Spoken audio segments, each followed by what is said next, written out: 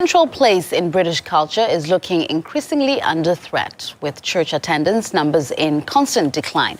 Now, meanwhile, the country's second largest religion, Islam, is growing faster than ever, with some studies suggesting it's on the way to becoming the dominant faith. RT's Polly Boyko has the story.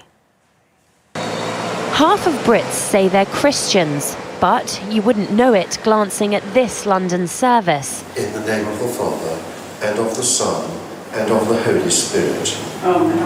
New figures show that the UK's official religion is declining faster than was previously thought. Worshippers are aging, and for the first time ever, fewer than half under the age of 25 describe themselves as Christian. The decline of churches in the UK is long term. It just happens to be now approaching really rock bottom. So 95% of people don't attend a church on an average Sunday. While the Church of England struggles, the Office for National Statistics says that the number of Muslims in England and Wales has surged by 75%. And they're young. Half of British Muslims are under the age of 25. I'm looking at the swathes of men in the hall down below. What is it that draws them here? That's the big question. Motivation theory is very, very different for different people. Islam's family values are very well bonded, and families really try to nurture young people in the fold of Islam.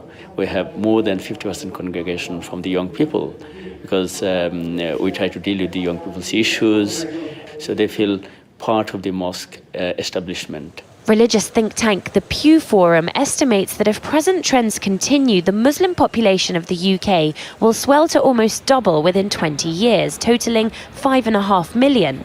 According to these figures, it means that by 2030, Britain will have more Muslims than Kuwait. It's projects such as this community-based Muslim radio station that could provide the clue as to why the religion is flourishing in the UK. In that booth, DJs who call themselves brothers and sisters talk about local issues and education from the point of view of Islam.